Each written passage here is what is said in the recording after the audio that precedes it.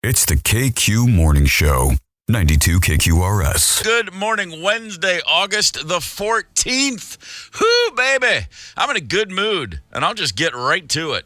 Slept like a baby. My alarm clock woke me up for the first time in literally months. That's a gift. Man, it really is. It's the first time I've been able to go like, oh, I can't believe I got to get up and go to work. Usually I'm wide awake for hours saying that. This was like a quick, oh no, what just happened? But I am a ball of fire today. Right on. Happy to see everybody. Goodness All right, gracious. excited. Yeah. Now I'm gonna now that ball of the fire, cannon. it will flame out by about 8:25, 8:30. But right now, enjoy the ride while it's hot and in fifth gear. Let's give you the things you need to get your day off on the right foot. Here is your top 5 at 6. The Twins with a massive win yesterday over the Royals, 13-3. Zebby Matthews. Old Zebby. He's been Zebby. around for years. Zebby threw 5 crisp innings to win his major league debut. Oh, okay. With that name, that dude better show up wearing a wool suit and a hat. Yep. And here's Zebby now. Look how he relates to the children at the ballpark. Signing autographs, posing for pictures, and hey, looky, there's a little peck on the cheek from an adoring co-ed. Zebby Matthews? Are you kidding? What Yeah. a throwback name. I love it. I hope he has a pencil-thin mustache. Man, that's awesome. Just rub some liniment oil into that elbow, Zebby, and rest up for Friday. Clean-shaven kid, but maybe a handlebar like old Raleigh Fingers That used would to work, have. too. That would be That would nice. totally Be a work. nice touch. Look at the size of the front tire on Zebby's bicycle as he comes to work for the Minnesota Twins. Number 4 on your top 5 at 6. If you've got a couple $1 million burning a hole in your pocket, the Indianapolis Motor Speedway Museum is auctioning off some legendary race cars, including a 1954 Mercedes-Benz W196 Streamliner. I don't know how to describe it, but everybody's seen it. It's that silver. It's the most curvaceous, luscious-looking, beautiful sports car ever formed. I have one of those. I wonder what else they have. Well, if you have one, put a wax job on it and add it to the auction. They're expecting that one to go anywhere from $50 to $70 million. Oh, no. I just had it at the Elko Demolition Derby last weekend. I'm going to have to buff some of that out. Well, that's cool. 50 to 70 million. That car was first driven in Buenos Aires in 1954. It was actually, won some races along the way, and it's just been sitting there being gawked at by people like us for 60 years, 70 years now. Yeah, I've been to that museum. It's wild. I imagine. I've never been to that one. I've been to the Corvette Museum in Bowling Green, Kentucky, which is pretty. One of every Corvette ever made, just in a row. After a while, you're like, I think I need a Corvette or I won't feel quite like I've lived. Number 3 on your top 5 at 6 for all you morning birds out there. Do you hit the snooze button? Do you? I would recommend not. Yeah. Actually, I don't recommend not, but a nurse has gone viral. Listen to this video where a nurse is explaining the downfall of the snooze button.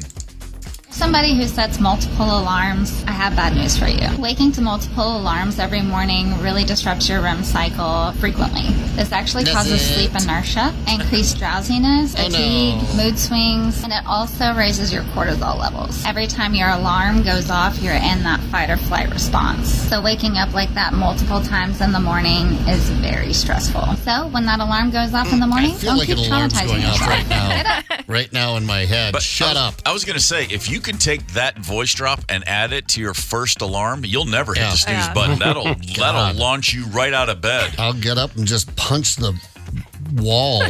I love my snooze alarm.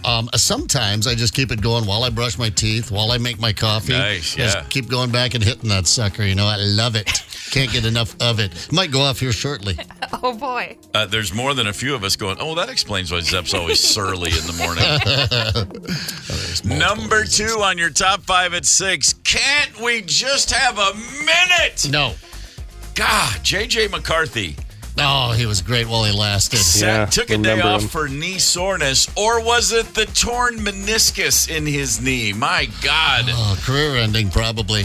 Michigan quarterback, national champ, hot rookie quarterback, couple of throws, couple of TDs in his first ever preseason game.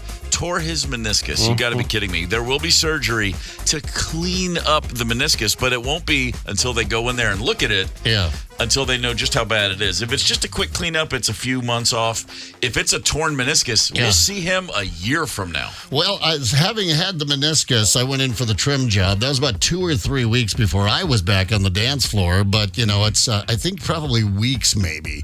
If it's a torn and a full repair, then it's going to be months. Yeah. That's next season. It'll be a full year. That's really for a torn meniscus? They said a torn meniscus, he's out till next year. ESPN was talking a different game, but yeah. Well, if that's the case, can he win Rookie of the Year next year? I think he can, because he won't have played a minute of actual football this year. There's no real reason to talk about a J.J. McCarthy anymore. Sam Darnold all the way. How you feeling about those Vikings, Highland Park? Controversy's over. No more QB controversy. No more controversy. Feels nice.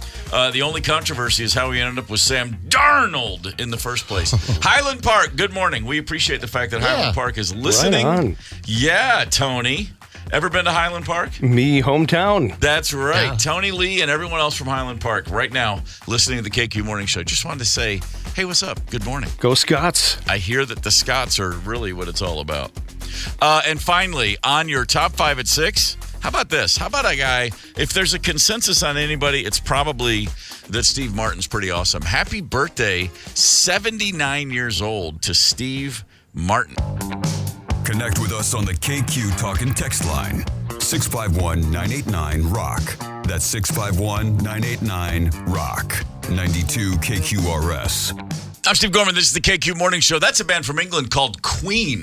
That song was fascinating. I might have to dig into their catalog a little bit. I like it. Queen, wow. You say. Yeah, Queen. Apparently they still play and they still tour, and I think the lead singer's not with them anymore. But anyway, I got to look into that. That was fascinating.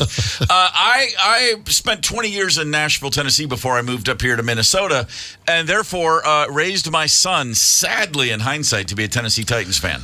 Well, I grew up a Baltimore Colts fan in Kentucky, and the long distance fan thing, it sucked. So I didn't want him to go. I didn't want to assign a team to him, and he's a local kid. I'm like, hey, cheer for the team we can go see on Sunday.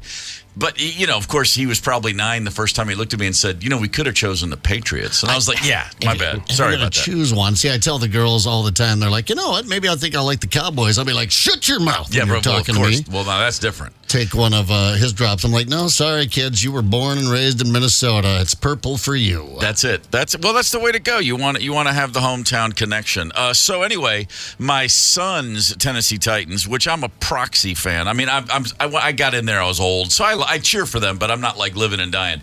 They have a quarterback now. They drafted a kid a year ago named Will Levis from Kentucky. He went 33rd in the draft.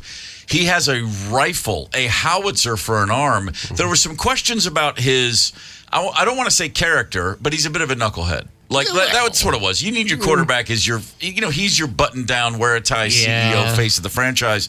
And so Will just like Aaron Rodgers. Yeah, well, there is that. Like that. Well, there was a time when he seemed like he might come around. I agree. It was only in those last couple of years in Green Bay he sort of came unraveled. Will Levis got all the talent. The question will be hopefully answered this season as to whether he can step up and actually be the man. However, he got more attention shortly after the draft when he mentioned in an interview that he drinks coffee with mayonnaise.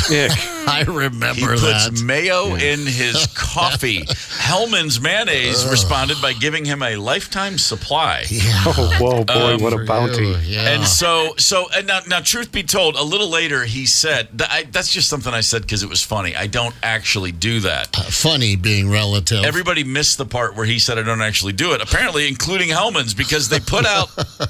They have a new ad running. Will Levis number 8 is a new fragrance that you can purchase. Listen to this for a sec. They try to define you, but you are the ingredient to your own success. Luscious, eggy, smell like greatness. Will Levis, number 8, Parfum de Mayonnaise. It's a hard out Matthew McConaughey. cologne, $8 a bottle. By the way, sold out. Oh my Of God. course. in it one is. day. Titans Yeah. fans, I guarantee you, go to Nissan Stadium this fall, and you'll be like, I don't know, I just feel like tuna fish. I just want some tuna salad. I'm thinking ass. You Yeah. know, a mayonnaise out in the sun, salmonella. Well, I was gonna say, but trust me, don't wear mayonnaise scented perfume until around Thanksgiving. Actually, push it to December down in Tennessee, because sweaty mayonnaise is not a good look for anybody. But we'll see. But I mean, he's having fun with it. It is kind of funny. But the fact that it sold out right away, and they will keep re-releasing it, they say in batches. Of course. You can only imagine. It's absolutely going to be there. Is it edible? Can I use that on my, ham and rye? Yeah, The cologne? Probably not. It's worth a try. Maybe we could do that maybe that's a promo for here at KQRS. Let's see if this is actually edible, if it's potable. And that's how Zepp died. If too bad. I wonder if we can get one of our wide receivers to have the nickname Jelly, so it can be JJ and Jelly. You know what I mean? Like, it's close enough. It's almost PB and J, or It's JJ right there. and P. It's within whatever. grasp. Something like that. Will Levis, this quarterback, I do have a good story about it. I've never met the kid, but check this out. So he came down to Nashville. He went to the University of Kentucky. He's from Connecticut originally. That's where he grew up. So his family is Northeasterners. And so he is the Titans' hot young quarterback last year. My son Connell, who's in his 20s, he's a college senior a year ago. Or what? Comes home one night and he goes, "Hey, I met a girl out. I was at a bar. Met a girl. She was really cool. We had a good hang, and her name's Kelly, and her brother's Will Levis." I said, "Oh, that's great. The quarterback's sister." He goes, "Yeah," and he goes, and I said, "Well, hang. I know I had to play it cool. I waited like 90 seconds before I said, so we got the hookup." But he goes, "No, she was really funny. She was cool. We hung out, and we're gonna go get a beer later." And so they've become very good friends. They're not a couple at all, but they're just real buds, right?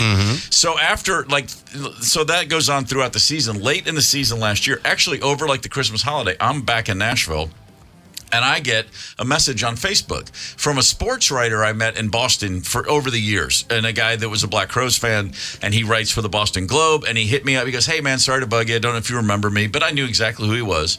And he goes, "I thought you might like this photo." And he sends me a picture, and it's me in 1995 at a bar in Boston with what's obviously just some Black Crowes fans. Yeah. Like, I'm 30, and these people all look like they're in their 20s, and it's just the pose you do, right. And it's me and two couples. And he said, "I know you're a Titans fan. That couple to your left in that photo, that's Will Levis's parents before they were married." Oh, funny. And I went, and here's the thing. When I saw the photo, I remembered exactly where it was from. It was my hotel bar, and I was watching a March Madness game, and these people showed up, and they're like, "Steve, hey, we're going to come see the band tonight." And I just happened to be watching a basketball game, and then they watched it with me, and we had a whole talk about college basketball. Wait a second. Do you think that Will was conceived when they had that threesome with you in the hotel? Well, hang on. I gotta Spoiler alert. Sorry. I said, keep your thoughts to yourself. You did say that. Blowing I'm sorry. the punchline. No, but it was funny. So I looked at that and I was like, that is so funny that here's a picture of, possibly the franchise quarterback's parents from back in the day. And the guy wrote, he said, they have been to like 90 Black Crow shows. In the 90s, they would travel and go to multiple shows. That's how they met like big Black Crowes people. So, and then I'm sitting there, and it's like just a night, a midweek night vacation over the holidays, and I realized, my son is out with Levis's sister right now. So I sent him that picture, and I said, "Show this to Kelly, see if she knows who anyone is." And she is like, so here's this photo of me from 30 years ago with these fans. And my son shows it to this girl. He goes, "Hey, do you know anyone in this photo?" He has no idea why. And she looks at it. She goes, "That's my parents." She goes, "That's like when they're like they're young." Yeah. And she goes, "Who's this dude with the long hair they're with?" And Connell goes, "That's my dad." And she's like, "What?" Oh my God, we're related. And they have this whole freak out. And she goes, "Your dad's into Black Crowes?" She goes, "Oh my God, my parents are obsessed with that band." That's She awesome. tells the whole thing. Like, I had to listen to that all my whole life growing up. That's hilarious. And then she texts her father right then the boy. photo, and Yeah. she's like, and then Pretty soon you two are out on a date. the next home game, Connell's with the family, and the dad's like, Connell goes, "I've never met an adult man who was nervous to meet me my before." God. And I was like, "All right." It's supposed to be the other way around. And I'm like, "We are in. This is great." And of course, I'm in Minnesota. So anyway, those Titans tickets would be great. Son of a gun. You like didn't need your kid to get the hookup on the ticket. But pick the wrong team. Pick the wrong time to leave my home team from behind. But trust me, if this kid turns out to be the real deal, I will work that all day. Oh, you have to. And the Vikings are playing in Nashville this season, so that is a game I do intend to attend. Oh, Yeah. Cool. So I'll keep you posted as to if I'm sitting with the Scrubs or if I'm sitting with the Romans. It's going to be great. Yeah. I was on the football team. I was a quarterback, and I quit after 2 weeks. And I'll tell you why. Because when I'm the quarterback, I think I should be calling the plays. I don't think the coach should be sending in the plays. I'm in charge out there, and that's the way I felt. And I had my own strategy. I used to like to punt on first down. So I quit that, became a cheerleader, and that was really fun. You know, I got my first experience standing up in front of people, and I got my first writing experience. I wrote cheers for the team, but the other cheerleaders were so jealous. They would not use one of my cheers. I wrote, "Die, you gravy-sucking pigs," and "Try and make a touchdown, you scumbags." Happy birthday, Steve Martin. That in the 70s was cutting edge. Let's Get That was Small out there. was the name of that album. Yeah. And I remember getting together at a friend's house down in the basement and keeping the speakers down a little bit low because we were listening to the very edgy Steve Martin. He was doing stuff on Saturday Night Live that parents did not like. I don't know at the time. But anyway, My sister Ann had friends over to listen to the album. They came over to listen to the Steve Martin album, and she made a broccoli and cheese dip that I still remember. I listened to it with my cool cousins in California. My cousin Greg, whose mom also was into this. They all came downstairs and had their own bongs. And we lit up and listened to Steve and laid on the floor just in hysterics. That's the best. They used to say, what was it? A chicken in every pot? It was like, they'd say, you know what? We should all be given at birth cool cousins in California. Yes. That would be great. It's August the 14th. Let's look back. I got information. In 1976, in a town called Monticello, Monticello, New York, there was a charity softball game raising money for the Community General Hospital. The game was called off when it started raining after 30 hours. The score at the time, Gager's Diner, 491, the Bend and Elbow Tavern, 467. They were playing a game to 500. Was there any D in the field? 30 hours in. Just a pitcher and a catcher? 5. They didn't quite make it. But Gagers did have 491 runs. I just think that's great. On this day in 2016, Usain Bolt of Jamaica won the 100-meter Olympic gold in Rio, becoming the only man to win it 3 times. He holds the all-time world record, 9.58 seconds. Right. Trivia question, or just anyone take a guess. The world record is 9.58. 100 years ago at the Paris Olympics, what was the record? I'm going to say 1:06. 100 years ago, training back then was like eat an apple and I'll throw a beer keg into your abs. Yeah. The world record in a century was 10.4 seconds. Oh, wow. We have gained less than 1 second. Training, nutrition, band work, kinesiology, hyperbaric chambers, 0.9 of a second faster. That's surprising. It's incredible. They were fast in 1924. Although Usain Bolt had a way of, remember, he'd kind of show off right before he'd cross the finish line. He had enough time. He would turn and look. He'd turn and look, and he'd kind of throw his hands out. That's what you do when you win the 1,500 meter and you're ahead by, exactly. 20 yards. No. He would do that with 9.5 seconds, and somebody, He'd open up a protein bar. When he hit that 9.58, he ran hard. He didn't do that. Yeah. The one time he did it, and no one's going to touch that anytime soon. That blows my mind. I would have guessed at least a couple of seconds we've gained, but I would have thought the same. It's the KQ Morning Show, 92 KQRS. Zep, Tony, and Steve Gorman are the KQ Morning Show, 92 KQRS. It's my house out here, you know what I mean? And I come out, and I'm giving, and I'm giving, and I'm giving, and I keep giving, and I give some more. And I make a simple request. I say, hey, could I possibly have a blue spot? But I guess the lighting crew feels they know a little bit more about show business than I do.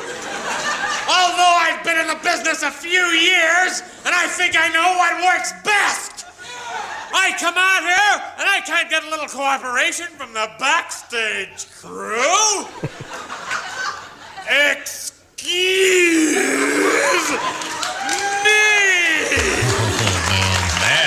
I drive my parents crazy with that one when I was a kid. Non-stop. Well, excuse, don't excuse, and you would really draw it out. You know? Yeah, the arms pumping to get all the air into your chest. Right. Steve Martin turned 79 years old today. That's Beatle, Rolling Stones old, almost. Yeah. I mean, he's been for a around. while. Yeah, he was not a kid when he hit the big time. I mean, he'd been at it for a while. The Steve Martin documentary, which is on, I think, Apple TV, 2-part documentary, definitely worth your time. Happy birthday. You got to love a guy who retires from stand-up as the biggest stand-up of all time and literally never goes back. Mm-hmm. He just went on to writing and movies and acting and then writing and then writing books and collecting art. Collecting art. Cruel Shoes is a tremendous read. I love it. My one F on a book report was Cruel Shoes. Oh, really? Yeah, the teacher on how to fold Just the soup. one? Yeah, it was just a bunch of short stories, you know. And I think I focused on how to fold soup. And she's like, this is utter nonsense, Brian. That's the point. Yeah, right. His I guess you'd call it an autobiography, Born Standing Up, is also just tremendous. Yeah, man, wonderful. Man, is he great. And still does the two-man show with Martin Short. You know, it's just so amazing to see. You can just tell, like, they genuinely just think each other's the funniest guy on earth. Yeah, and they are. Yeah, they're both right. Yeah, it's pretty great stuff right there. I'll never forget because my dad laughed. Saturday Night Live was on. Steve Martin was also on. And my father was laughing. I went, what is going on? Dad would just sit there and just make grunting noises during Saturday Night Live. Steve Martin, my brother and I always walk around going, well, excuse. It drove him crazy. But King Tut came out and cracked the old man. The Duck wouldn't go for SNL, but I on my recommendation, we all went to see Smokey and the Bandit, and he was a Gleason guy. Oh yeah. And I remember, it's funny you say that, because the first time I ever saw my dad laugh uncontrollably, it was kind of off-putting. I was like, what's going on? What's happening? He thought every second Jackie Gleason was on that screen, he was beside himself with laughter. That was our generation of dads, wasn't it? If they cried, which my dad never did, until my sister's wedding, apparently. That got to him. And then laughing uncontrollably. We just weren't used to our dads expressing themselves. My in dad such a cracked manner. up at Animal House, and it was the coolest thing. Yeah. When that hit cable, my mom thought it was hilarious. I remember Imelda laughing at Animal House and repeatedly, Imelda? and I was just like, Mom might be Saints don't kind laugh of at cool. Right. What's happening here? It was stunning. Really, really kind of threw me off there. But comedy songs, think about them. I mean, King Tut's was as big as it got. I mean, favorite comedy song ever. We talked to Weird Al Yankovic a couple weeks ago. Yeah. And I told him very sincerely, I also remember the first time I ever heard My Bologna. And I could not get over the idea that a guy is playing an accordion and he's the only person there, and he says, hit it before the solo to himself. That's the thing that put me over the edge. Greatest comedy song ever. What are they? Hit us, text us, hit us up, 651-989-ROCK. Quick morning shout out to Princeton, Minnesota. What's happening up in Princeton this morning? Good morning. Thank you for being with us on the KQ Morning Show. Have a fine golf course up there, and of course the Dirty Rotten Biker Fest every first weekend in May. Yeah, that's at the Princeton Fairgrounds over there. Straight. Not that far from Princeton, because it's not that far from anywhere in the area. Let's talk about Maplewood, Minnesota. How about this story out of Maplewood? A big discount liquor on White Bear Avenue a few nights ago, about 9:30 p.m., a dude walks into the liquor store. He carries a bottle of booze to the counter, lays a firearm on the counter next to it, and tells the cashier, hand over everything, meaning, all your money. Yeah. The clerk says, hey, I'll do that, but my 8-year-old daughter is here. Please just put the gun away. I'll give you all my money. And then the suspect, whose name, as it turns out, is Connor Morrell, he said, hey, you're not being fast enough. And he comes behind the counter carrying the gun to... No one has patience anymore. To empty the register himself. Yeah. At that point, the employee told police, he was like, oh my God, his 8-year-old daughter's in the liquor store. Yeah. He got really afraid just for her life. And so he punched the robber in the face several times while grabbing for the gun. That's a choice, but you know what? It's not. When you're a dad, you're thinking about your kid, you're just going to go. A grizzly bear or a dude with a gun, you're going on the assault. The two men struggled over the gun. The suspect just ends up running out of the store, right? Yeah. Officers on the scene, because he called police right away, they recover the gun. It's a BB gun. It's a replica of a .45, but it was just a BB gun as it turned out. But the guy, the clerk had no idea. He assumed it was a real gun. Right. They find the suspect a few hundred feet from the store. They direct him to stop, and he refuses. Officers eventually get him under control. They arrest him. But check this out. The cops then go back in and watch the surveillance video. And the one thing the dad, the 8-year-old's father, the clerk at the liquor store, was unaware of until he saw it on video. The 8-year-old daughter, she was on the scene. She picked up a baseball bat while they were scuffling and smacked the guy with it a few times. An 8-year-old little girl, seeing her dad struggling with an armed robber, picks up a baseball bat and goes to work on him. I love it. This is so Minnesotan, isn't it? I mean, it doesn't get, I remember my first Twins game, Dad taking me out fishing for the first time. The first time the liquor store was robbed, and I was just 8 years old, and I picked up that little plastic bat and just started whacking on the old. Going for it? That was incredible. That's fun. That's growing up in Good Minnesota right there. Yeah. Man, that get whatever she wants, I'm gonna have memories. You want another Happy forever. Meal? Go for it. Yeah, it's fantastic. That's coming of age moment there. I mean, I'm props sure to the kid for having the guts to take care of business. Yeah, well, she doesn't know any better. You're I mean, right. that's just another day in Maplewood right there. That's an 8-year-old being an 8-year-old. A 12 or 13-year-old might have thought twice. Yeah. I can say this. I told the story. In my family's restaurant when I was 16, a guy came in and attacked our chef with a tire iron. Yeah. And when I was 8, I very well might have charged as well. At 16, I froze. Only for a couple seconds, but it felt like a couple minutes. Yeah. That thing of like, wait, this is too much for me to process. This is actually happening. An 8-year-old's just like, nah, I got this. Just pick up a stick. Just pick up that stick of hickory and get to work. Nothing like a stick of hickory. That's pretty fantastic. 651-989-ROCK is the KQ Talking text line. Tony, we got a caller? Yeah, Todd from lovely Becker. Todd from Becker. Todd, I got 2 questions for you, brother. Favorite band? Sure. Has to be the first concert I ever went to, ELO. Nice. That'll work every time. Favorite team? Any sport? St. Cloud Rocks Baseball, Northwoods League at its finest. Nice. I like that. I was not expecting that answer. Are they in the tournament? Yeah, they did qualify. All right. Right on. ELO and the St. Cloud Rocks. I like it. All right, what do you got for us, brother? Well, my favorite comedy album of all times has to be from Cheech and Chong. The old classic Knock, Knock, Knock. Yep. Dave? Yeah. Dave ain't here, man. Yeah, right. On the same album was The Priest. She got to have no hearing. She must be deaf. Oh, sure. That's Remember right. that one? Yeah, of course. I just won't finish that one off. I had an older How's that go 70s again? stoned brother, so Cheech and Chong was a big part of our childhood. Make no mistake about it. That's great. Thank you for the call, brother. We appreciate it. They had a few of them. Yeah, I almost forgot about Cheech and Chong. Raised on that, too. Black Lassie, sung by Johnny Stash. Hey, I'm Johnny Stash.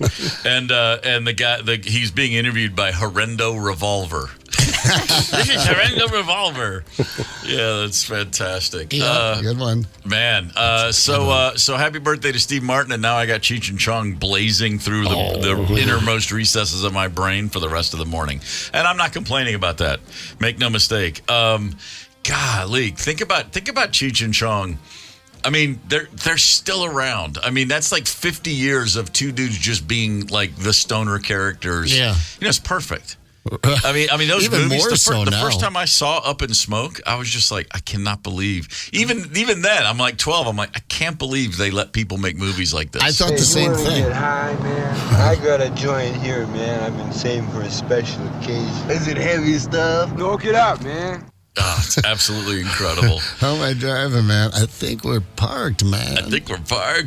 Hey, you can meet up with Woody and Leinenkugels this Friday from 4 p.m. to 6 p.m. at Cub Wine and Spirits in Champlin. Win Leine's merch, paddles, and gear, plus sample some of that wonderful Leinenkugels beer. Go hang out with Woody, 4 to 6, Cub Wine and Spirits in Champlin this Friday. Have you ever been awakened by a car horn going off? Probably living in the city, one of those security alarms. What happens when you do that and you get up and you put on some pants and you walk outside and there's no one in the car? I'll tell you, hang tight. Connect with us on the KQ Talk and Text line, 651-989-ROCK. That's 651-989-ROCK. 92 KQRS. That was Aerosmith. Walk This Way, a song apparently inspired by Joe Perry's love of the Meters, the great New Orleans funk band. Okay, I'll take it. Sure, whatever it takes. The Meters are just as good as it gets. Aerosmith, done. They announced a couple weeks ago. We're out. Thanks. We tried. Yeah. Steven Tyler's voice not coming back. They were, of course, planning to play here at the XL Energy Center on the Peace Out tour. It was not to be. But you know what? That's why they record the music, so you can keep it forever. Mm-hmm. Forever and ever. Still just rocking along. Aerosmith, Steven Tyler said very famously that when he went to see Spinal Tap in the theater, everybody kept saying, you got to see this movie. You got to see this movie. It's so funny. He said, he was dead serious. He goes, I didn't laugh once. I didn't realize it was a comedy. Oh, my God. That was a documentary about his life. And the truth is, I've always said, if you want to do, like Cameron Crowe, love you, but if you want to write a movie, if you want to tell me a story about a rock band, if it's not a dark comedy, you're missing the point. Yeah. Like, I don't care if the music's great. It's a clown car. Every band behind the curtain is an absolute clown car. And Spinal Tap did read more like a documentary than a comedy to no shortage of musicians in the 80s, I'm sure. Yeah. But that said, Spinal Tap, for our purposes, as good as it gets. It's one of those, it's better with time. We're sitting in here, and on the KQ92 Talk and Text line, you're sending in all these. We've been talking about comedy songs. It started with Steve Martin's 79th birthday today. We started with a clip of King Tut, one of my earliest memories of a comedic song. And then that just opened the floodgates on comedy songs this morning. And Spinal Tap, I'm sitting in here crying, literally, for the 1,000th time, listening and watching Big Bottom. Never stopped. Spinal Tap does not. It doesn't wane. It doesn't weaken at all with time.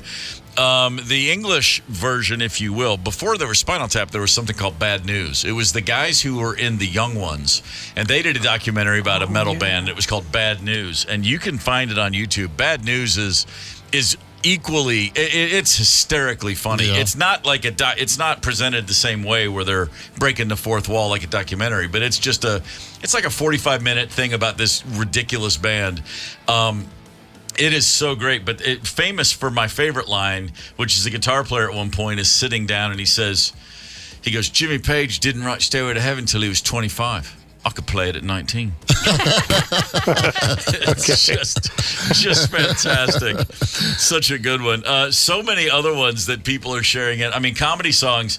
And by the way, I'm the guy who rolls my eyes when a comedian pulls out a guitar. I'm like, don't bring music into it. Right. Because it's either perfect or it's just not. It's it's a real thin line. It either works or it doesn't. But man, there's so many great ones that do. We talked about Cheech and Chong. You played Basketball Jones a little while ago. Yeah. But Earache My Eye. As Zepp said, it's Steve Martin's 79th birthday. So what better way to honor Steve Martin than playing some really funny music? There's a situation happening. California, I just heard about this. I was listening to a podcast. I don't even remember who was talking about it recently, but somebody was talking about Waymo. Waymo is Waymo is an app. It's California cities have it. I don't know if it's anywhere east, but on the West Coast, you can call for a Waymo car. It's basically an Uber or Lyft, except the cars are, wait for it, driverless. That's right. The future is here. The future is here in Los Angeles, San Francisco, and some other cities in the Golden State.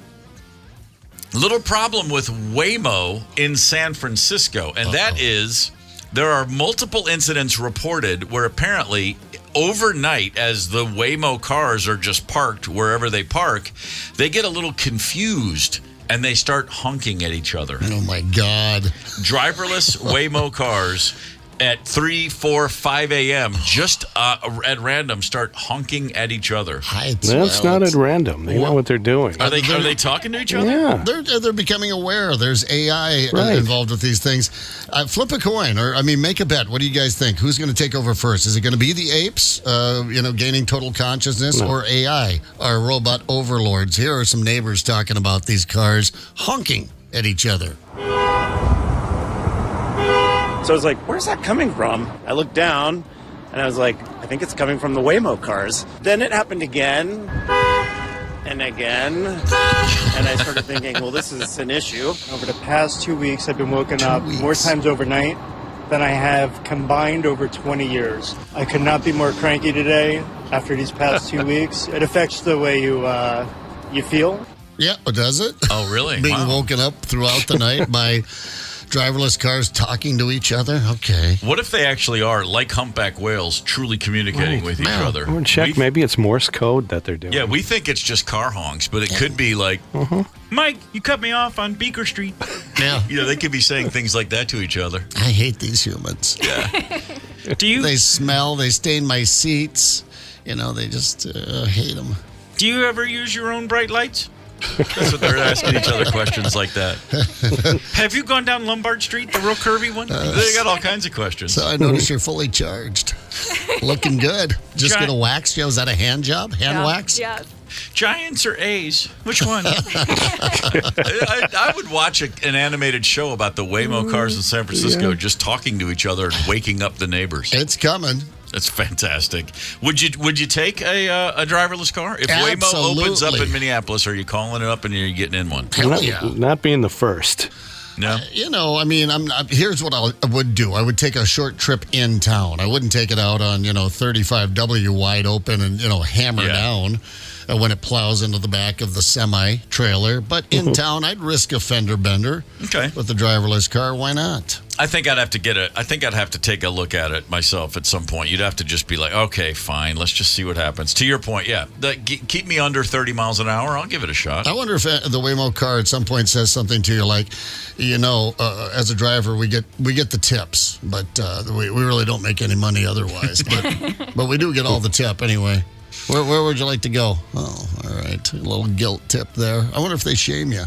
When people talk about the future being all driverless cars, they always say, well, the problem's not going to be the driverless cars. It'll be the one guy who is driving a car. That'll be me.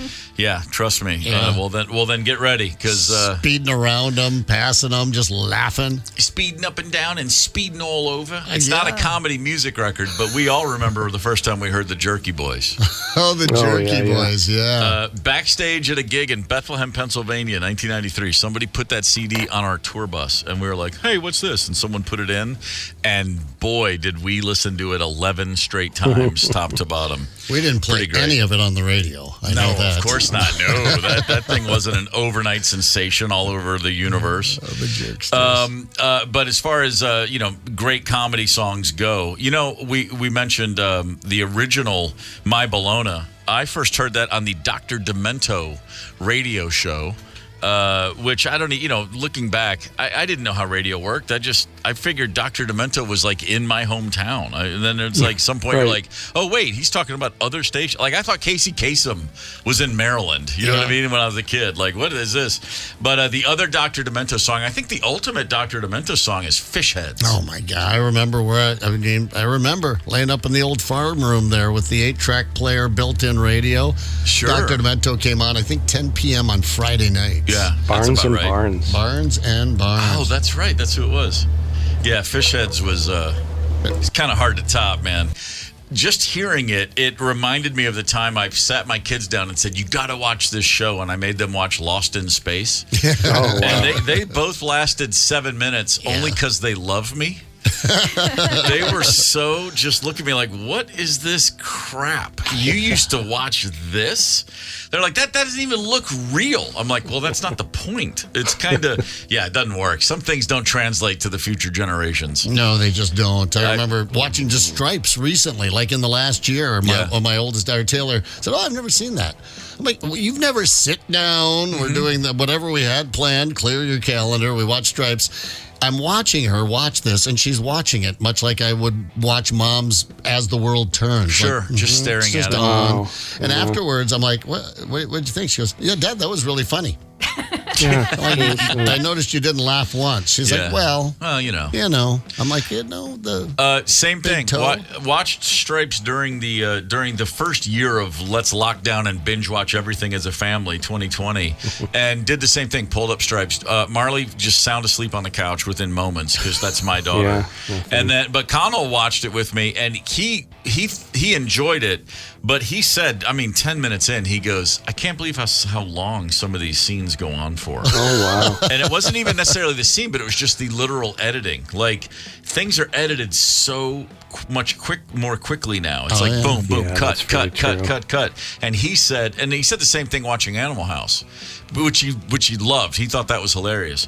But he said, it's just this, nobody would watch this now. Like, it's just, it takes so long for a scene to end. They don't let things linger. No, they don't. I find myself getting impatient. You watch so many TikTok or YouTube videos that, when you sit down to watch something, even an hour-long show, you're like, dear God almighty. Yeah, if you ever watch Saturday Night Live the last few years, there's always a group doing the pre-produced little videos. The three guys that do it now, it's called Please Don't Destroy. That's their name. And I think their videos are really funny, but it's incredible to watch. Everything is boom, boom, boom, boom. It's like one line. It's so edited. It's edited so fast. The jokes they come right on the heels of each other. You don't have time. It's really, if you showed that, I was watching some of these recently, and because I got into a little rabbit hole, and I was like, these guys really are funny. And I thought, if you went back to me in 1981, I'm a sophomore in high school, and showed me those videos, I would have literally looked at it like watching someone speed read a book. I would have been like, what? Funny. But this isn't, you're not allowing it to be funny. Everything has changed so dramatically in terms of pacing and all that kind of stuff. Yeah, go back and watch an Albert Brooks film from early Saturday Night Live, which would just be plotting. I'm always very happy to do so, but don't show that to a 20-year-old. I do remember, every once in a while, I'll go back and watch an old 70s movie or something like that, or Missouri Breaks. Sure. I love that movie, Missouri Breaks, and it's a great one. It's a little long movie, but there's a scene in there where someone makes a pot of coffee, and they made a pot of coffee. It wasn't edited. They just made a pot of coffee on an old stove and walked over and got the water, and then they got the grounds, and I'm like, I fast forwarded. I'm like, we'll just get over the way. We'll get to the part where they shoot the guy in the outhouse. Yeah, I'm just saying. I remember that. That's amazing. One of my favorite movies of all time came out in 1979, and at the time, people said it's really slow. It's called Being There with Peter Sellers, you put that thing on now, and oh my God, it is. You are just swimming in molasses. Yeah, that would be like a punishment for a child. Yeah, you sit down and you're going to watch Being There every minute of it, mister, until you realize what you've done. How about My Dinner with Andre? How would that fare today? Oh, my God. I still haven't made it through that movie. You know what I remember about that movie? Siskel and Ebert. It was on Siskel. That's what I remember. Never missed Siskel and Ebert. It was awesome, because we couldn't get to a lot of movies, but we get to see trailers. You didn't see trailers anywhere else or clips of movies, occasionally on Johnny Carson. But I remember that being My Dinner with Andre, and just I think I was even watching it with Dad, and he's like, oh, my God. Two guys at a dinner table. Was it two people at a dinner table? That was it. Yeah, conversation. The entire movie. Yeah, that was it. I've never seen it. But I too remember Siskel and Ebert talking about it. That was a family. Siskel and Ebert for us was early or evening Saturdays on PBS. It was like 6 p.m. 6:30. And it would always be like, okay, the yard work's done, the soccer game's done, whatever we were doing. It would be getting ready for dinner or going to a movie, but it would be like, Siskel and Ebert, and it would just boom. That was it, man. It's the KQ Morning Show, 92 KQRS. Zep, Tony, and Steve Gorman are the KQ Morning Show, 92 KQRS. I'm Steve Gorman. This is the KQ Morning Show. Good morning, Wednesday, August the 14th. which means we are closing in on August the 25th, which is the night Alice Cooper and Rob Zombie will be at the XL Energy Center. Check this out. We got a couple tickets right now, right here, ready to give away. We're not just going to give them away. You're going to have to earn them. But right now, please, callers 9 and 2 at 651-989-ROCK can play a game to win tickets. Alice Cooper and Rob Zombie. The KQ Talk and Text line, 651-989-ROCK. Callers 9 and 2. Get on the phone. Bang, bing, bang, boom. Call in. Let's make it happen. Bing, bang, boom. I got that for Christmas one year. It was like a toy where you dropped little ball bearing like things and they would bounce off little trampolines and you'd set up a little course. Yeah, the 70s were not always the best looking back. We've been talking about the fact that it's Steve Martin's 79th birthday today. A true legend, an iconic figure in comedy and generally in just entertainment over the last coming up on 50 years. And on the Talk and Text line, somebody wrote in, favorite Steve Martin line. Here it is. Farrah Fawcett is so conceited. She hasn't returned one of my phone calls. And after all those hours, I stood holding that poster up with one hand. Yeah, boy. A lot of great comedy songs. We heard some Big Bottoms from Spinal Tap earlier. We heard Cheech and Chong's Earache My Eye. We heard Cheech and Chong's Basketball Jones. So many great ones. Let us know. 651-989-ROCK. You can text us your favorite comedy songs from over the years, or and after the game a little later, maybe we'll even take a phone call. But right now, we're lining up a couple of people, and while we do that, hey, good morning, Stacy, Minnesota. What's happening up there? Up 35, if memory serves. That's right, just up the road, and Mud Lake. That's what I remember about Stacy. Drove right through that bad boy on my way to up to the big lake, Gitchagumi last year. That's right. Very well may have gotten some gas in Stacy, if memory serves. But a lot of people listening in Stacy, and we just want to say good morning. Yeah, that little diner there. Did not hit a diner, but boy, I'd like to. Oh, I thought that's where you got the gas. You're talking about petroleum. I see. I'd like to. I don't know what. I'd like to gas myself up at a diner right now. I can assure you of that. Alice Cooper, Rob Zombie, August 25th, XL Energy Center. Let's play a game. We got two callers ready to roll. We do. Tony, first things first, what are we playing today? Apps, they're life-enhancing or exquisite time wasters, of course, so we're going to give you a name and a brief description, and you guess, is it a real app or made-up crap? Real app or made-up crap? That's my kind of game. The first and only time I ever heard Greg Allman say something funny. Greg Allman interviewed, this is late 80s, maybe even in the 90s, and someone said, Greg, do you ever listen to rap music? And he just simply said, rap? That's just short for crap. All right. Wow. All right, Greg. I love it. Greg got a funny in there. All right, app or crap is what we're playing today. I'm excited, Tony. Who's caller number one? All the way from lovely Lakeville, it's Emily. Emily, good morning. Good morning. Are you an Alice Cooper and or Rob Zombie fan? Yeah. Sure. I like that. Sure. Happy to win like tickets. Alice Cooper a lot. Well, sure. Who doesn't like Alice Cooper a lot? All right. Well, we're going to play a game, app or crap. Tony's going to take over, and I wish you the best of luck, Em. Thank you. All right, Emily, let's go. Here's your first one. This is Shake Your Booty. Wiggle your phone to make a cartoon person shake that ass. App or crap? What's the name? Shake Your Booty. Shrink Your Booty? Shake your booty. Cash call. Oh, shake your booty. Okay, I'll say it's an app. You are correct. Yeah. It is a real app. It is an app. Sounds like one of those early ones. Look, check it out. And then you shake the phone and it shakes its booty. Yeah. An app developer, actually, that app comes from the African nation of Djibouti. That's right. Emily, number 2 is Nibble. Your bite of knowledge. Interactive snack-sized for the curious. App or crap? Crap. I'm sorry, that is a real app. Oh, Nibble. shoot. Yeah, little tidbits of knowledge. Emily, number 3 is Fibber. By voice modulation and heart rate analysis, it can detect if someone is lying. I'll say it's an app, sure. Doop. Nope. Oh, shit. Thank God. Made up. Man, no kidding. I was like, Breaking out. You confront that one. All right, let's get back on the right answer horse here, Emily. 2 more, Emmy. Okay, I'll try. Headspace, sleep and meditation and trippy, inspiring mood boosting. App. Correct. It's a real one. Do they use It's actually this? pretty cool. Do they use I've this seen that music for it? Mm-hmm. Yes. Isn't it soothing? Yes. Meditative. I've seen that app myself. It is cool.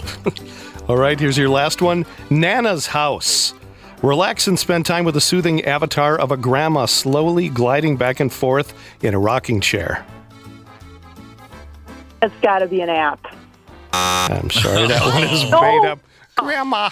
I know. It sounds like there might be a market here. We've got Emily. I know. If someone You wants totally to develop get all that. that ASRM stuff. You could definitely use some grandma in a rocking chair. I've just been watching the old Yule log. I'm ready for something different. Man.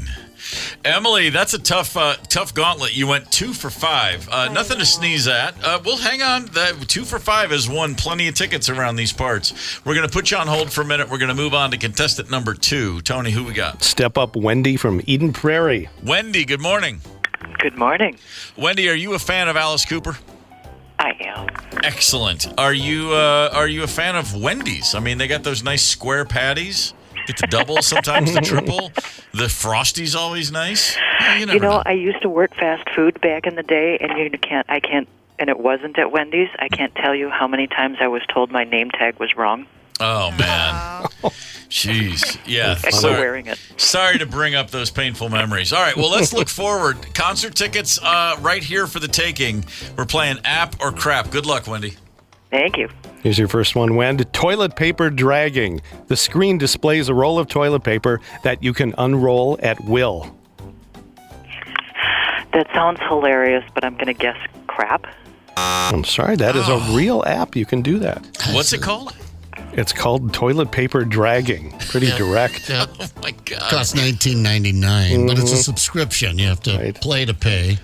Pay to play. I developed an app called Toilet Paper Dragon, which is a whole different thing. But yeah, anyway, couldn't get anyone. That's your art. Couldn't get anyone to fund it. Okay, but my answer was irresistible. I mean, consider your question. Good point. Your voice is irresistible. Oh, wow, Wendy. Yeah. All right, Wendy. Number 2. We'll ponder that. Number 2 is towelly. Whether drying dishes or your hands in a public restroom, it emits an infrared beam of heat to dissipate moisture. Crap. Correct. That is not even scientifically possible. We could see your eyes rolling when you said that answer, Wendy. Well done. Crap. Number 3, stop, not a cop. Functions as a remote, sending a pulse to change a red light to a green light, hopefully only used in emergencies. Kind of wish that was true sometimes, but crap. Correct. It does not exist yet. Man. Right, 2 more for you, Wend. Next one is heads up.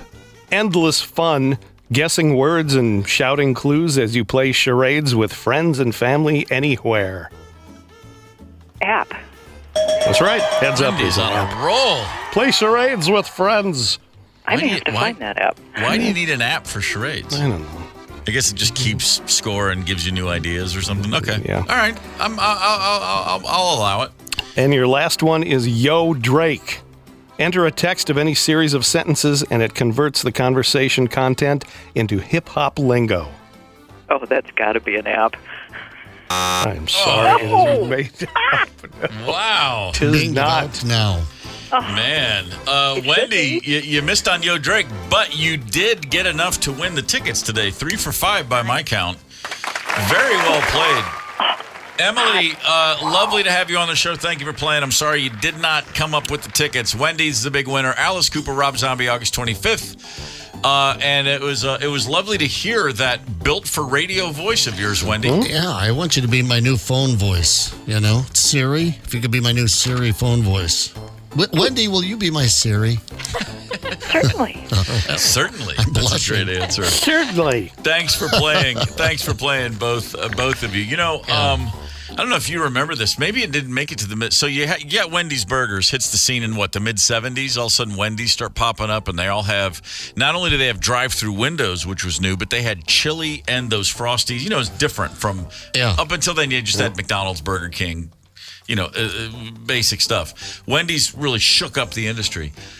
Do you know the story? So Dave Thomas, was that his name? Yes. Yeah, I think you're founded right. Wendy's, not the Dave Thomas from SCTV. Dave Thomas, one of the people that was there at the beginning with him, one of the other dudes, split away from Wendy's and started his own burger chain called Judy's.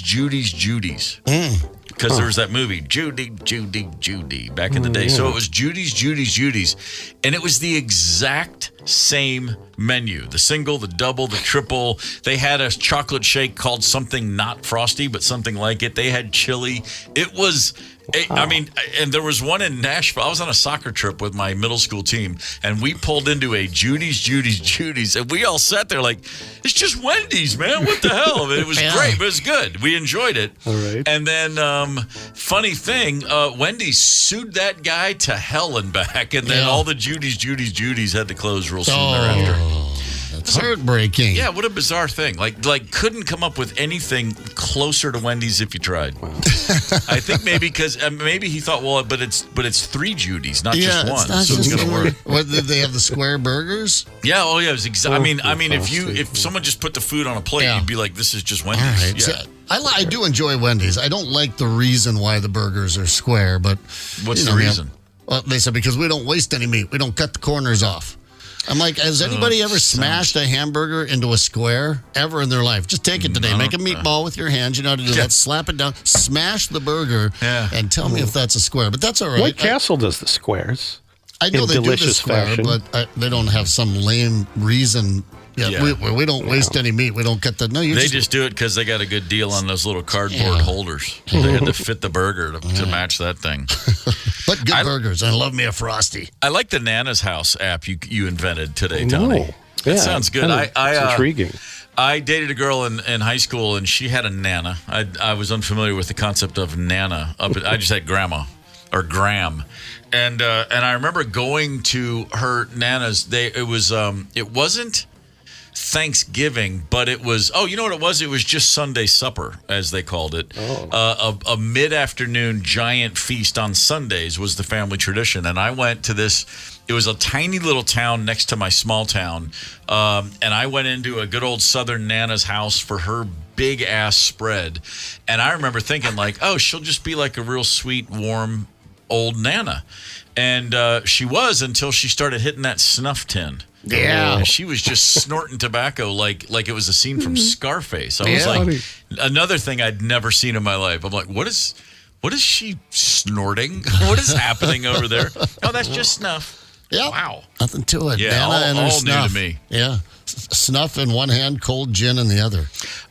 Probably so. There was also a guy there who was in what you would now call recovery, and back then he was just on the wagon, and he was truly shaking like uncontrollably. I'd never seen that either. I was like, man, there's a lot of things going on in the South I've just not been exposed to yet. Holy smokes. He may have been, but his problem could have been, looking back, he might have just been getting the wrong cucumbers at the farmer's market. Is that it? Yeah, sometimes the cucumbers at a farmer's market, they'll make you real edgy. Like real edgy. Like you want to crawl out of your own skin. Okay. I'll explain. Hang tight.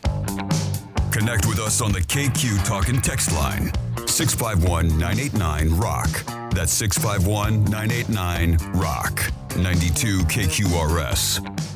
I used to make a lot of sex jokes during my show, and I've pretty much cut it out, and I'll tell you why. I think the reason I made the jokes is because I was insecure, and I've grown more secure. As a matter of fact, I quit using the amateur phylactics. I only use the prophylactics now.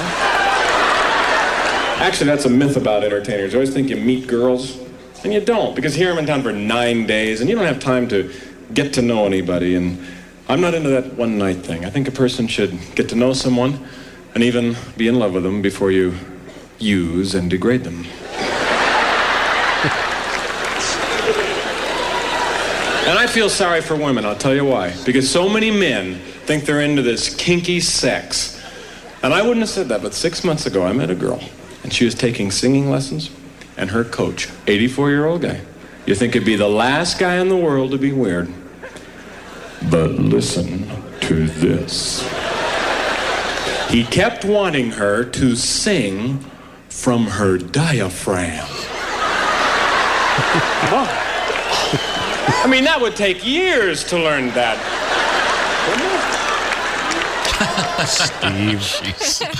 Steve Martin is 79 years old today. Yeah. And, they still use those diaphragms? I can't believe I haven't heard that one yet. That's No? freaking great. No. That's pretty good. Loved it. And no, I don't think those are super popular right now. No, a sponge. Is that the way?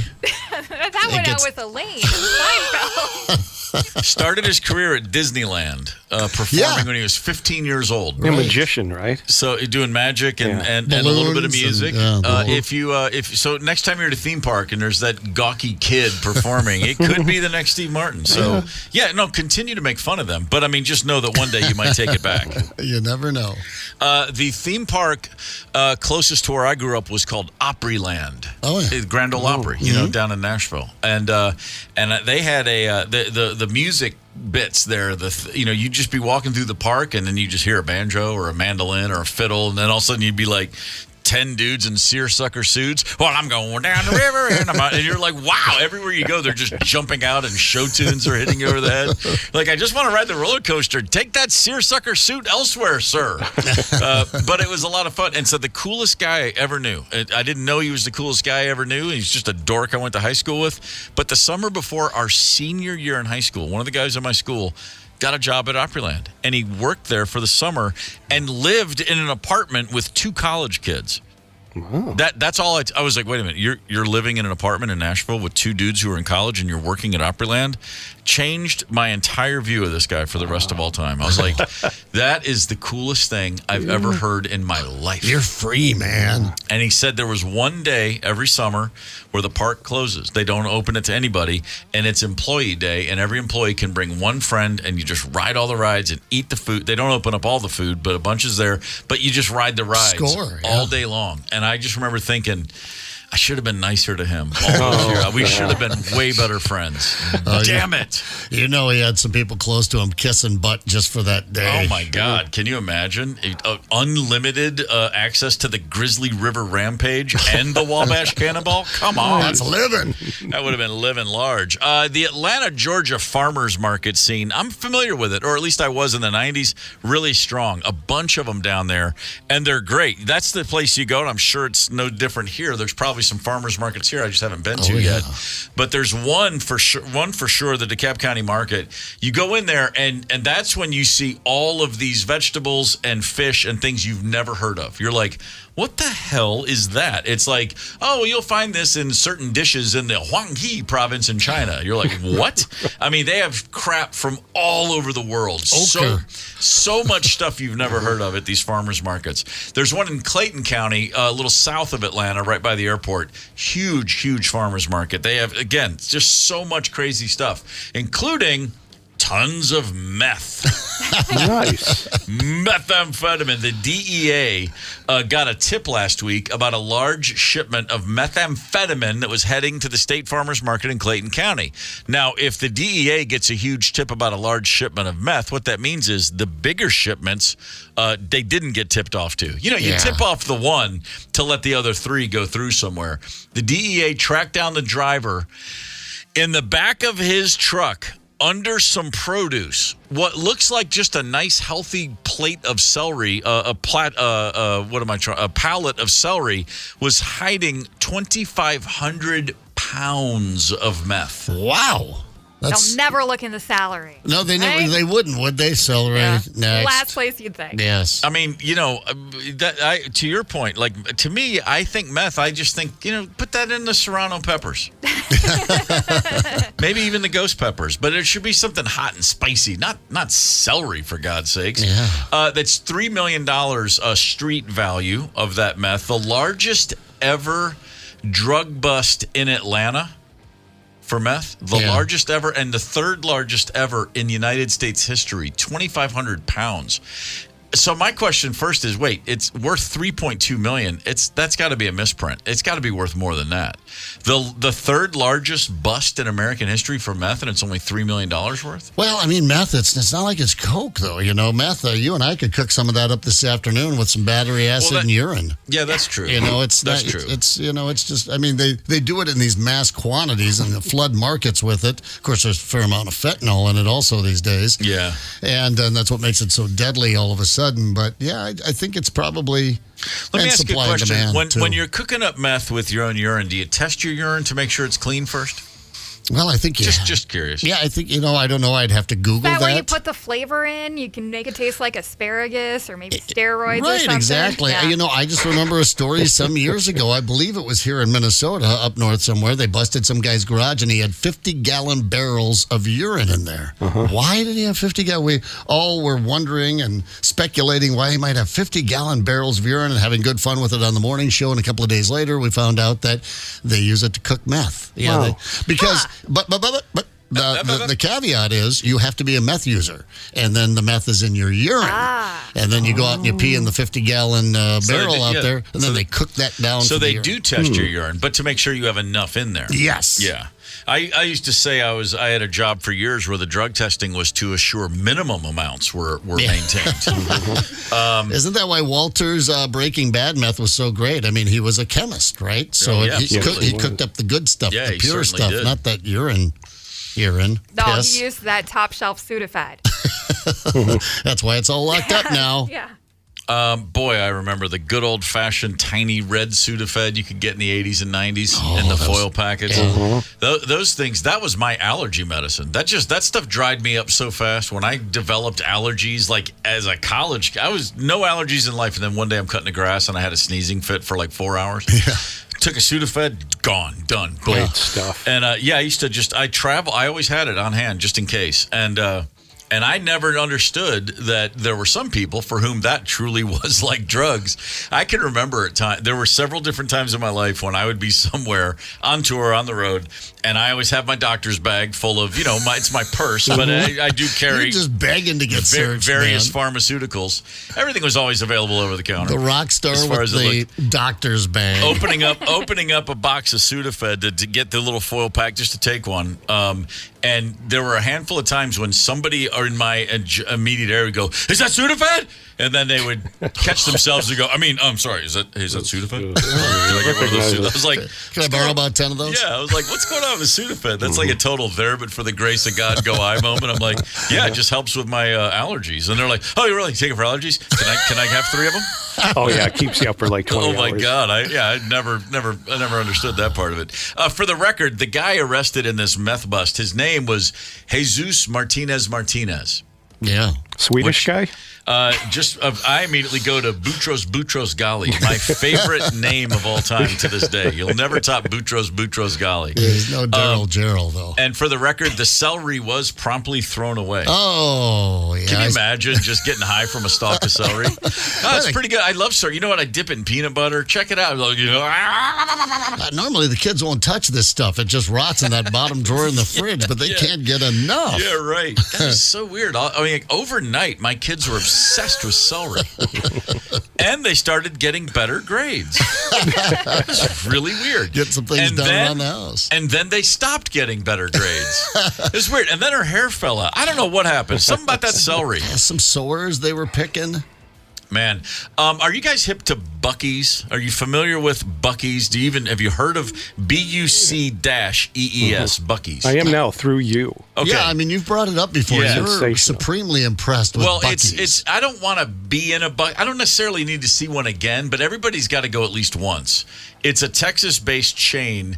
It's a convenience store. They're placed along the highways, and there's several things that are unique about them. It's like a truck stop, but not for trucks. They don't allow trucks. You can't show up in a truck. It's just for people in cars and vans. Like a semi, I mean. Yeah. The big truckers are they in fact they build them across the highway from truck stops. Okay. So they're always right near one. But I guess the idea originally was, what if you had a truck stop but for families and people who just want the same sort of, you want the benefits. They're huge. They have 124, 148, 172 gas pumps at every Buc-ee's. The gas thing is bigger than a football football field. It goes on forever. You never can't find a pump. Nice. So there's that. Yeah. Then you walk into the store and you can get a big green egg.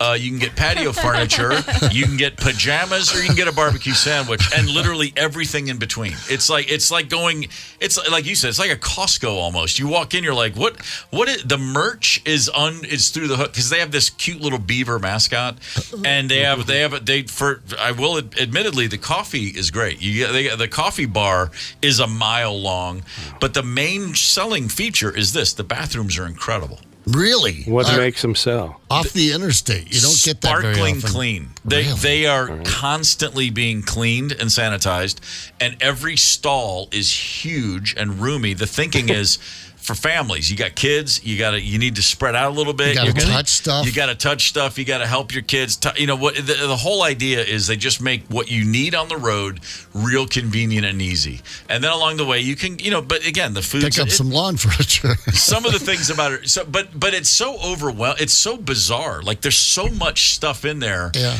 And it's like I say, it's worth going in once. Like, it might be a little too hectic for the bathrooms alone. Bathrooms alone. But now, as is normally the case, all good things come to an end. A Texas man was arrested. He had bought a bunch of plush toys from Buc-ee's. They've got like all kinds, like the Buc-ee's swag is endless. Routine traffic stop. They smell marijuana coming from a car. The driver said, "I don't have anything. Feel free to search away." They found a bunch of stuffed beavers, like stuffed toys. Of the Buc-ee's. Of the Buc-ee's beavers. Yeah. And the cops noticed some unusual stitching because they were stuffed with marijuana and ecstasy. And as they were discovering that, the driver suddenly started suffering from chest pains. He was taken to the hospital. The drugs were seized. He was later arrested. I'm not feeling good. Could you hand me that stuffed animal right over there? No, not that one. The one next to it. Yeah. With the blue pills. I mean, and you can't blame Buc-ee's for this. They don't know who they're selling their stuffed beavers to. But I'm just saying, this guy stuffed his Buc-ee's beaver with drugs, and there's a stench. There's a stain. There's an odor that wafts over to Buc-ee's. It's unavoidable. When you're stuffing the beaver at Buc-ee's. Well, yeah. It must seem a little suspicious when a middle-aged man, I'm guessing, walks in and buys a bunch of stuffed beavers. But what are you going to do? I mean, what can you do? No, you can't judge. No, you don't know what he's up to. Maybe he's just kinky. You walk into Buc-ee's and it's like Frank Drebin. Hey, nice beaver. These things happen. I just had it stuffed. It's really funny. I say this. I mentioned you can buy everything from like pajamas to gas grills and stuff, and I know that because I bought Rosemary some Buc-ee's pajamas, kind of as a joke, you know. And she absolutely loves. She's like, oh my god. She's like, they're the softest PJs ever. Yeah. So get yourself some. I feel like I might just make that a road trip, just down to a Buc-ee's somewhere. Where would be the nearest Buc-ee's? How far south would I have to go? I know they're in Kentucky. All right. I know that. Maybe if I just grab 35 and keep going south. Just keep going. You'll hit one eventually. Yeah, because it goes all the way to Dallas. And you'll get one in Texas for sure. Yeah. And they set up billboards for miles. You'll see a billboard that says Buc-ee's only 309 more miles. Like they put the weird numbers up there, And it's pretty good. And it's just like you can hold it. Our bathrooms are worth it. They have fun with the advertising. But anyway, so even all the good things like that, you get these wonderful Buc-ee's beavers, and even they now. There's the stink of illicit pharmaceuticals coming across America. I got my one arrest. I was never cuffed. It was never a big thing. It was technically booked. You didn't get a picture on paper. I've been arrested, and it was thrown out. It was I think I told the story. It was a routine, what they call a border check in Texas. It wasn't on the Texas-Mexico border, but along I-10, southern Texas. They just stop every car, and they're looking for. They're just, hey, I don't know. You might be smuggling in some people. You might be smuggling drugs. Or it's just a routine stop.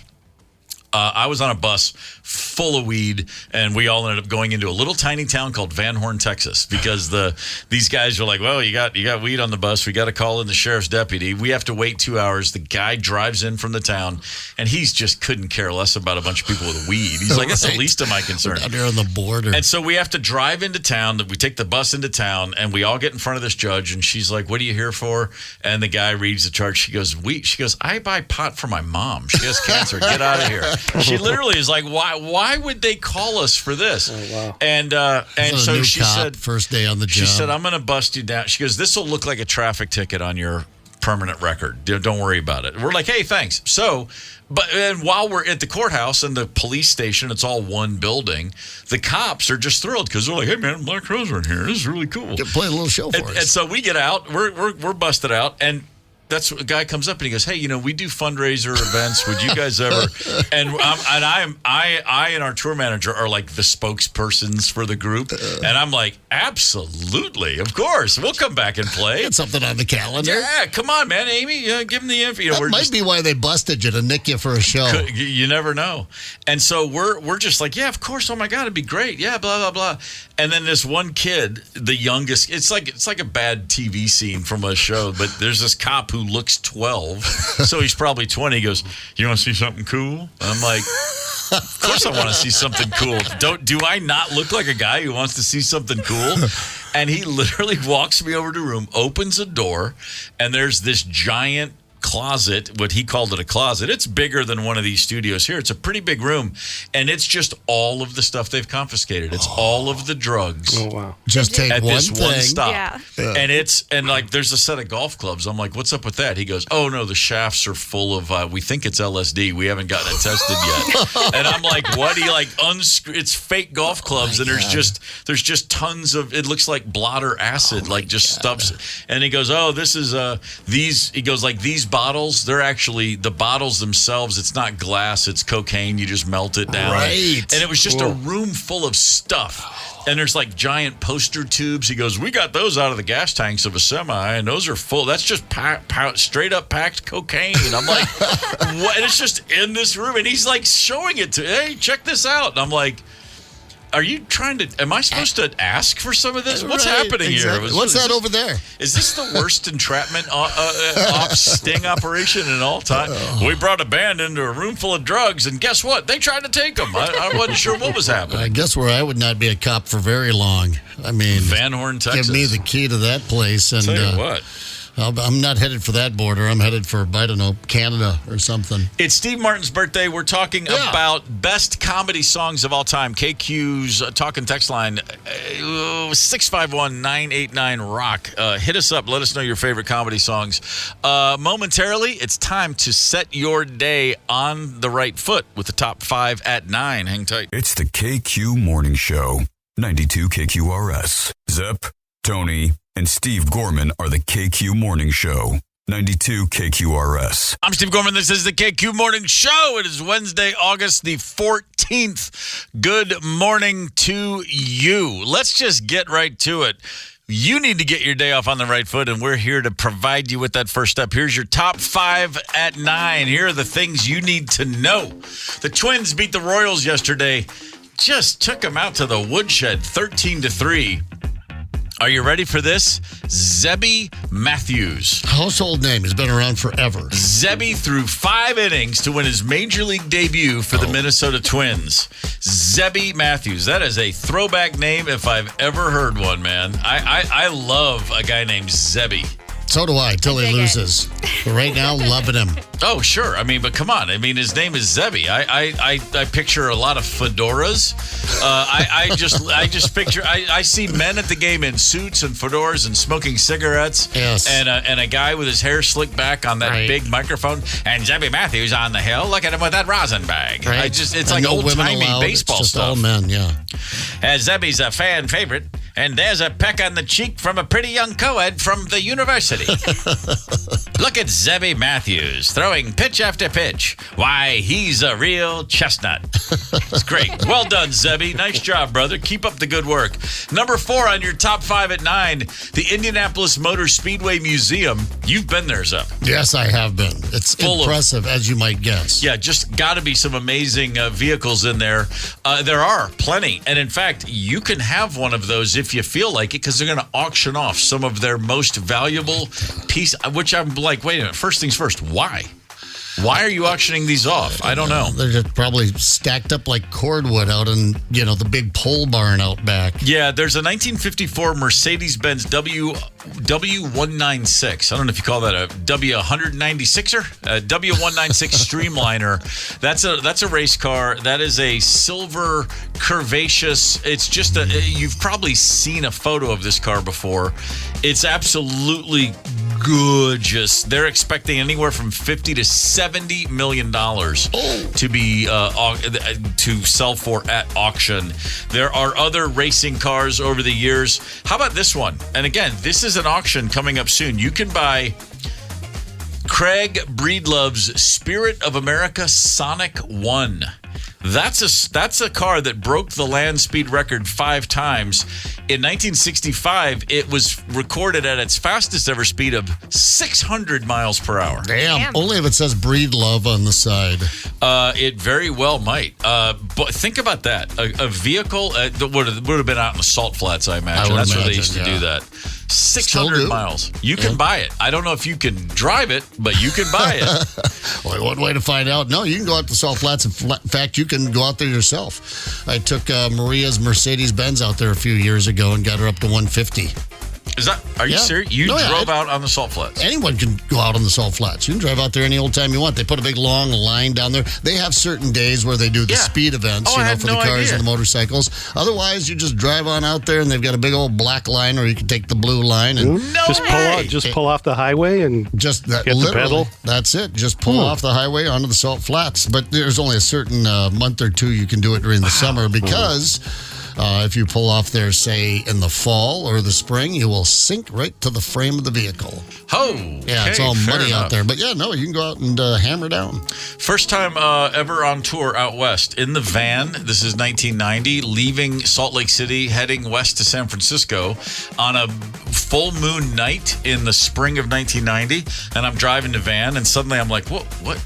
Are we surrounded by water? What's happening? Because the way that it was a really bright night. Yeah. And then I'm looking and I'm like, where are we? It looks like we're on the moon. Yeah, it's cool. And we're driving and everyone's like, what's going on? And we pull over. We're standing there freaking out. And finally someone goes, oh, wait, isn't there something called the Salt Flats? And as soon as I was like, oh, yeah, Blue Flame, Wild World of Sports. It's the Salt Flats. Literally a bunch of stoned idiots standing there for 5 minutes. Where are we? I know a bunch of Minnesotans that'll head out there with the motorcycles. I know they take the bikes out there, and they've held a couple of records, I believe, here locally in the Midwest on motorcycles out there. That's really Michelle cool. Clock. I did not know they would just let you go out there and do that. Yeah, Michelle Clock.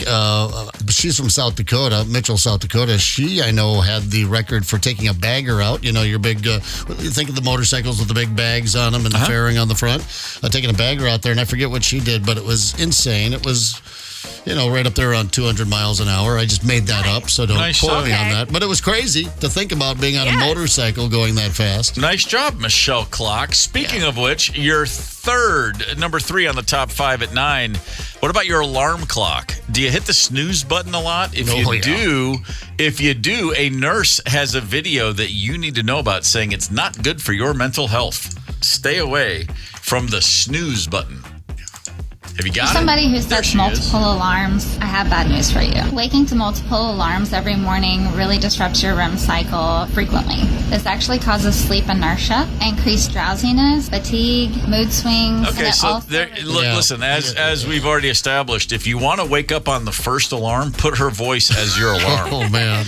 You will wake right up. There's no going back to sleep after listening to that. Number 2 on your top 5 at 9, we almost had it all, didn't we? Minnesota Vikings rookie quarterback J.J. McCarthy will undergo surgery on his torn meniscus in his right knee. Now, we don't know, and no one will know until they open him up, just how bad this is. Yeah. If it's one of those things where they just got to clean it up a little bit, then he's out for a few weeks. Yeah. This could be a season-ending surgery. If it's a full tear, then we'll see him next summer at training camp. I mean, he's just losing those valuable reps, right? No one was expecting to come in and be the savior right away. Of course, I like what Tony said earlier this morning. Well, that ends the quarterback controversy because, he's the That's right. He's the sweet pick. He's the one everyone wants to come in and see make it happen. So each game that goes by through the season, there'd be more pressure on the Vikings to get him in. But at least for now, it's Sam Darnold all the way. The reservoir. Well, listen, we got a quarterbacks coach here in O'Connell. Look what he did last year. He made that into a playoff team, and that was an abomination of quarterbacks. Well, okay, hotshot. Oh, my God. Let's hope it's just a few weeks. I had the torn meniscus, and they just went in and did the old trim job. And I do remember it was about 3 days later, I was up walking around. A few weeks later, feeling better, but obviously I wasn't playing football. But he's a young man, so let's just hope for a trim. Yeah, no kidding. There's a whole generation of people who, the second they hear that chuckle, they immediately feel all warm and fuzzy inside. Okay, hotshot. He's our big toe. Number one on your top 5 at 9. Happy birthday to the iconic and the all-around wonderful Steve Martin, 79 years old today. Steve Martin, since 1977, has been a household name, would you say? Oh, well, that's when what was the album? Oh, I can't, now I'm blanking on the name. And we talked about it. Let's Get Small came out in 1977. That's right. I remember I was only 11 years old and had to sneak over to a friend's house who had an older brother, and it was on the turntable. It was vinyl, and it was Steve Martin. And, well, we thought it was edgy because we hadn't heard Richard Pryor yet. or no one had snuck us. Carlin. I was just going to say George Carlin. Yeah, his first time hosting Saturday Night Live, Steve Martin, was October of 76. So he was on his, that comet was fast approaching. Yeah. And then by the following year when the album came out, by the way, Steve Martin leading the pack 16 times he has hosted SNL. Damn. Most of those in those early days. Yeah. I mean, it's not like he's doing it every year now. Probably, right? Is that looks like it. If I'm looking at this correctly, that's number one. That seems about right. It would be a big deal, You'd find out at school Steve Martin was hosting SNL and everybody was watching. I'm sorry to say Alec Baldwin has him by 17 times. Oh, really? In the modern era. Yeah, he came on strong. Yeah, he did come on strong. But there you have it. Happy birthday to the great Steve Martin. We've been listening to some Steve Martin bits throughout the day. Great comedy songs, your favorite comedy songs. We went down that rabbit hole, and we've gotten a ton of great suggestions. And speaking of Steve Martin hosting Saturday Night Live, somebody texted in this one. It's a skit, of course, but Dana Carvey as a rock star playing one of his new songs. He's asked to come in and play for the record company. And if you remember the skit, this might be Dana Carvey's first ever skit or first episode. It's real early in his career, and he's a rock star who hasn't written any songs, but he wants to act as he's like, oh yeah, I've got some new ones for you, and it sounded like this. Ladies and gentlemen, a long time ago there were lots of people. That's all I wanted to say. And they start to sing, and the lyrics are so inane it sounds like they're making them up as they go along. She's cold as ice, paradise, and the feeling was so nice. There it is. Letting it breathe. I know, right? And there's a lady I know. If I didn't know her, she'd be the lady I didn't know. There it is. That's the one. There's a lady I know, and if I didn't know her, she'd be the lady I didn't know. And of course, you get some. She went downtown. She went downtown. Yeah. There's some visual because he keeps looking back and forth like. She bought some broccoli. She brought it home. She's chopping broccoli. Yes. There's the payoff. Chopping broccoli. Chopping broccoli. Yeah. She chopping broccoli. She chopping broccoli. She chopping broccoli. She chop. of course, the mournful tune he's playing reminds me back all roads lead to Spinal Tap, where Rob Reiner says, that's a beautiful song. What do you call that? That's called Lick My Love Pump. Oh, it's the best. Yeah. It's absolutely incredible. Hey, KQ up north with Hoffman Weber Construction, October 3rd through the 6th at Cragun's Resort on Gull Lake. You can join us for a broadcast of the KQ Morning Show, karaoke party, dinner cruise, live music, and much more with the KQ crew. Book your stay right now at 92kqrs.com. Sponsored by Hoffman Weber Construction and, of course, Cragun's Resort on Gull Lake. And, oh, by the way, what's up, Maple Lake? Wanted to say good morning to our friends in Maple Lake out there. Listening to KQ Morning Show, we appreciate it. We're glad to know you're rocking along with us. Now, we have discussed an awful lot of comedic genius on the show today, as it is Steve Martin's birthday. I would be remiss if we didn't mention the comedic genius in our own midst. That's right. Award-winning Tony Lee. Anthony Lee to his close friends. Yeah, why are we outsourcing all of this comedy music this morning? We have one of the finest in the business right in our building here. Not too uncomfortable right now. No musician likes to hear, what's your favorite song? People always say, what's your favorite song by your band? And it's like, ask Paul McCartney. He's like, I don't know, whatever. So, but I got to put you on the spot. Tony, what's your favorite song, Tony? What's your favorite Tony Lee moment? I like the happy birthday song. It's simple and to the point. I don't know. Yeah, Ryder had me look around. There's, I don't know. Look at the hump.